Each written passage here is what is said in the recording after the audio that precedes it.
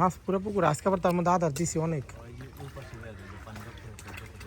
এই যে 3টা বাঁশ আছে না, এই 3 বাঁশের মধ্যে মনে করেন যে 3 বস্তা আদার আজকে বানছি, তার মধ্যে পুরো পুকুরে আজকে আবার আদার দিছি।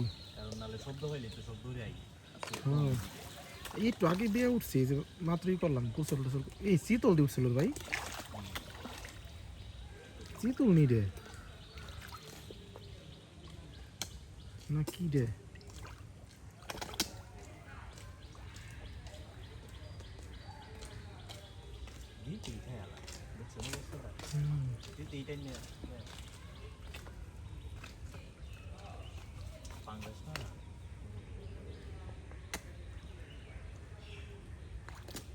নরম তো ভিজে আর সেই ভাবে খা।